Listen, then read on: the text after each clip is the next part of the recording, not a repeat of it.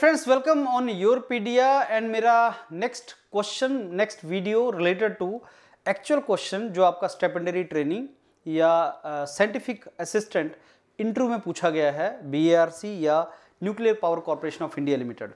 ये सीरीज है मेरे वीडियोस की जिसमें एक्चुअल जो क्वेश्चंस का फीडबैक बच्चों का आता है कि ये क्वेश्चन पूछा गया था, इसका क्या बेस्ट आंसर होना चाहिए, और उसकी फॉर्म में कुछ इंफॉर्मेशन जो मैं आपको देता हूँ। स्ट्रेस स्ट्रेन डायग्राम है, माइल्ड स्टील का है एज यू नो। अब क्वेश्चन ये है, इस स्ट्रेस स्ट्रेन डायग्राम में क्वेश्चन जो पूछा गया वो ये कि अगर मैक्सिमम स्ट्रेस आपकी अल्टीमेट पॉइंट पे आती है, अगर मैक्सिमम स्ट्रेस आपकी अल्टीमेट पॉइंट पे आती है, तुम देख रहे हो स्ट्रेस इंड्यूस्ड अल्टीमेट पॉइंट पे मैक्सिमम है, और स्ट्रेंथ भी ultimate strength is more than yield strength. Yield strength होती है लोअर यील्ड पॉइंट पे जो कोरस्पॉन्डिंग टू होता है इलास्टिक पॉइंट, ये यील्ड स्ट्रेंथ है। और ये यील्ड स्ट्रेंथ जो होती है वो डिजाइन स्ट्रेंथ होती है। डिजाइन स्ट्रेंथ यील्ड स्ट्रेंथ होती है किसी भी मटेरियल के लिए, कि अगर तुम्हारी अल्टीमेट स्ट्रेस जो है वो अल्टीमेट पॉइंट पे आती है मैक्सिमम स्ट्रेस, तो मटेरियल फ्रैक्चर पॉइंट पे क्यों फेल होता है? फ्रैक्चर पॉइंट पे तो तुम्हारी स्ट्रेस कम होती है। ये आपका फ्रैक्चर पॉइंट है। क्वेश्चन डायरेक्टली यही था। क्वेश्चन ये था कि स्ट्रेस स्ट्रेन डायग्राम में मैक्सिमम स्ट्रेस कहां पे है? सर अल्टीमेट पॉइंट पे। मटेरियल कहां फेल हो रहा है? सर यहां हो रहा है। तो फिर स्ट्रेस तो वहां ज्यादा है, फेल यहां हो रहा है, जहां मैक्सिमम स्ट्रेस होनी चाहिए वहीं नहीं फेलर होता है। क्वेश्चन ये है। अब इसमें दो चार पॉइंट है। पहली बात समझ लो, फेल्योर होता क्या है, फेल्योर किसको बोलते हैं? जो फेल्योर पॉइंट है ना वो होता है जिसमें परमानेंट डिफॉर्मेशन आ जाए। फेल्योर को कैसे डिफाइन करते हैं? फेल्योर होती है permanent deformation. Permanent deformation failure माना जाता है, और परमानेंट डिफॉर्मेशन इलास्टिक लिमिट के बाद स्टार्ट हो जाती है। तो जैसे ही आप इलास्टिक पॉइंट से क्रॉस करते हो वैसे ही फेल्योर आ जाता है। इलास्टिक पॉइंट से थोड़ा सा नीचे आपका लिमिट ऑफ प्रोपोर्शनैलिटी होती है, तो ये इलास्टिक रेंज है, ये प्लास्टिक रेंज है। This is the plastic range and this is the elastic range. Elasticity क्या होती है? Property of material by virtue of which if I apply the force on the body it will deform, if I remove the force और load it will come back to its original position without any permanent deformation. No permanent deformation within elastic limit. So that means engineering के अंदर failure means permanent deformation. What is failure? Is it fracture? No sir, fracture is not failure. जब तक fracture होगा तब तक तो patient की death हो जाएगी। कैंसर की पहली स्टेज ये है, यहीं पे आप बोल दो कि बीमार हो गया, फेल हो गया, उसके बाद फ्रैक्चर पॉइंट तक जाते जाते तो खत्म हो जाएगा। So elastic point is the failure point, याद कर लो। लेकिन सर आपने तो इलास्टिक पॉइंट की, आप तो लोअर इलास्टिक पॉइंट पे बोलते हो, जो upper elastic limit, lower elastic limit, lower elastic limit के कॉरेस्पॉन्डिंग आप बोलते हो यील्ड स्ट्रेंथ है। Why? Because in mild steel stress strain diagram, जो माइल्ड स्टील का स्ट्रेस स्ट्रेन डायग्राम है ना, उसमें ये पॉइंट क्लियरली विजिबल होता है, क्लियरली विजिबल होता है ये point. Elastic point clearly visible नहीं होता, नॉट क्लियरली विजिबल, साफ क्लियरली नहीं दिखता, क्योंकि lower elastic point clearly visible होता है। एंड अगर तुम इसको एक्सटेंड करोगे, अगर तुम इससे हॉरिजॉन्टल लाइन खींचोगे तो ई पॉइंट से होके जाती है, इनफैक्ट ई पॉइंट से थोड़ा सा नीचे से जाती है। इसलिए stress corresponding to lower yield point gives you yield strength. दोबारा सुनो, stress corresponding to lower yield point gives you yield strength which is material property. उसी को डिजाइन स्ट्रेंथ बोलते हैं। Why? Because we should not load the component beyond design strength. मैं इतनी stress ना लगाऊं कि उसकी डिजाइन स्ट्रेंथ से आगे हो जाए और मटेरियल फेल कर जाए, क्योंकि फेलियर पॉइंट ये है, इलास्टिक पॉइंट फेलियर है। अब ये तो समझ आ गया फेलियर पॉइंट और डिजाइन स्ट्रेंथ क्या है। और इसीलिए जो फैक्टर ऑफ सेफ्टी आप एक टर्म डिफाइन करते हो, उसके अंदर आता है फैक्टर ऑफ सेफ्टी के अंदर yield strength over maximum working stress.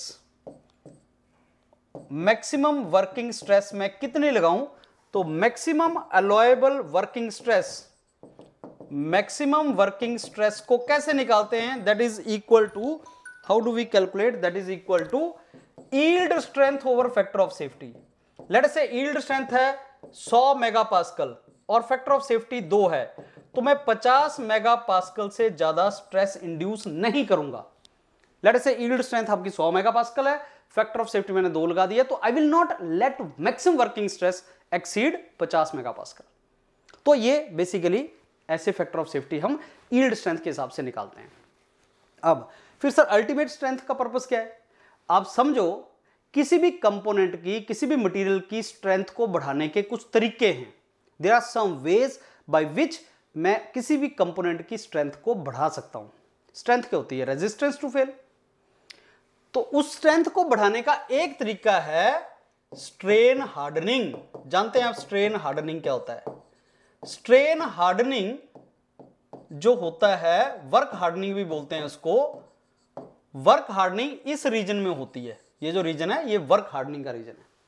कैसे होती है वर्क हार्डनिंग?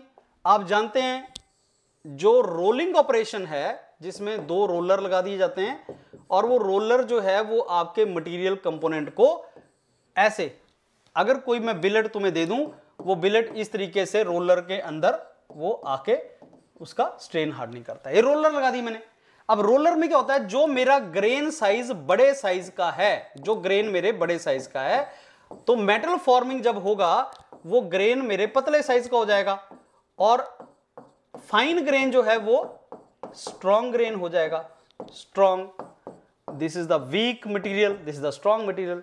तो मेटल फॉर्मिंग, हैमरिंग, रोलिंग, ये जितने भी ऑपरेशन है मेटल फॉर्मिंग के, ये मटेरियल की स्ट्रेंथ को यील्ड स्ट्रेंथ से अल्टीमेट स्ट्रेंथ तक ले जाते हैं। और अगर मैं उस कंपोनेंट को, अब जिसको मैंने मेटल फॉर्मिंग किया, उसको अब मैं अगर यूज करूंगा तो वो ज्यादा स्ट्रांग होगा।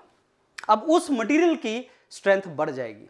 मैंने उसकी मटेरियल की स्ट्रेंथ को बढ़ा दिया, अब यूज करो, अब उसकी स्ट्रेंथ बढ़ गई।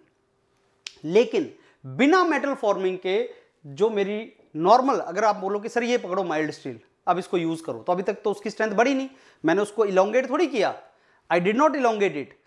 बिना मेटल फॉर्मिंग किए, बिना रोलिंग ऑपरेशन किए, बिना हैमरिंग किए जो उसकी स्ट्रेंथ है वो तो यील्ड स्ट्रेंथ है। अगर मैं रोलिंग करूंगा, जैसे कि स्टील इंडस्ट्री के अंदर होता है, बिलेट को रोल किया, बिलेट ब्लूम वो सारा आपने पढ़ा है, तब उसकी स्ट्रेंथ बढ़ेगी, फिर आप उसको ज्यादा स्ट्रेस के लिए यूज कर लो। सो जब without metal forming, without work hardening I am using material, उसकी स्ट्रेंथ तो यील्ड स्ट्रेंथ है, राइट। अब क्वेश्चन आया कि जब उसकी स्ट्रेंथ यहां, तो आप बोलोगे सर यील्ड स्ट्रेस तक तो वो वैसे ही फेल हो चुका है, वो तो यही फेल हो गया है। यील्ड स्ट्रेस तब आएगी जब मैं मेटल फॉर्मिंग करूंगा। मेटल फॉर्मिंग के कुछ ऑपरेशन है, ऑब्वियसली जब तुम यूनिवर्सल टेस्टिंग मशीन में उसको खींचते हो तब भी तुम मेटल फॉर्मिंग ही कर रहे हो। लेकिन कोई भी मटेरियल का यूज, स्ट्रेस स्ट्रेन डायग्राम में तो एक मशीन होती है, यूनिवर्सल टेस्टिंग मशीन, तुम उसको इलोंगेट कर रहे होते हो, पुल कर रहे होते हो। लेकिन जब कोई मटेरियल को एक्चुअल में यूज करते हैं आप, तब आप उसको पुल थोड़ी कर रहे होते हो, उसको तो यूज करना स्टार्ट कर देते हो। तो when I want to use mild steel, I should only see this strength of the mild steel. This strength will be obtain after metal forming. और जब वो यहां पे कोई मटेरियल पहुंच गया, उसके बाद तो नेकिंग है, ये नेकिंग है। अब आप अगर स्ट्रेस नहीं भी लगा रहे हैं, और आप जानते हैं ये आपका जो डायग्राम है, इसमें अगर आप स्ट्रेस नहीं भी लगा रहे हैं तब भी वो फ्लो करता चला जा रहा है, अब उसकी स्ट्रेंथ बहुत कम हो गई, तो वो फ्रैक्चर कर जाएगा। This is not failure, this is a fracture, separation into 2 parts. Fail बहुत पहले हो चुका है, fracture is separation into 2 parts, और यहां से लेके यहां तक तो नेकिंग हो रहा है। अब उसका रेजिस्टेंस नहीं डेवलप हो रहा है, इंटरनल रेजिस्टेंस डेवलप नहीं हो रहा है, वो बेसिकली सेपरेट हो रहा है। तो फेल उससे पहले हो चुका है। ये 2-4 पॉइंट्स आपको याद होने चाहिए, बहुत फ्रिक्वेंटली क्वेश्चन पूछा जाता है, revise it well. Thank you.